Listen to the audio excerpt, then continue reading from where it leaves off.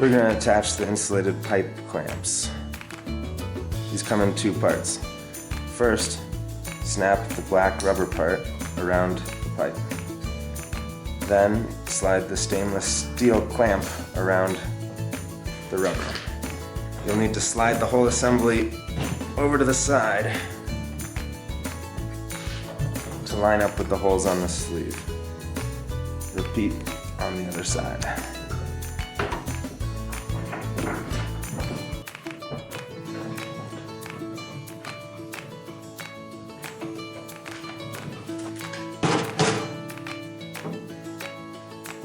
Angle the clamps up a couple degrees to help line up the holes for screws. You're going to start by putting the lower screws in. These ones are hard to get to. When you go to tighten the ones on top, the entire assembly will clamp down on the rubber insulator and you'll have a nice tight fit. But these small screws on the bottom are really challenging to get to. You got to get the nut on the back side. There's just enough room to get your hand in here, get the nut on, and get a wrench on as you tighten it down. We'll go through that next. First, we're going to put in the screw and the nut for the bottom two bolts. We're going to put the screws through the sleeve and push those together. Next, and this is the hard part, you need little hands that you can get in here.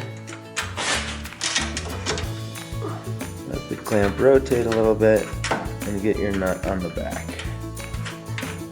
Once it slides on a little bit, you can do the other side. Okay, we got 2 more screws and 2 more nuts. These go for the top. Now that our bottom ones are aligned, these will snap through.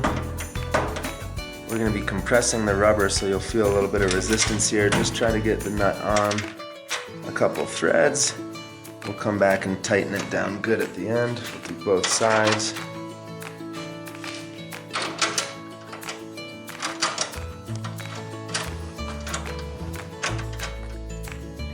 Finally, we've got our 7/16 box end wrench. You could also use a crescent wrench, any type of open end wrench, and a Allen key. All you need to do is go around and tighten all these up.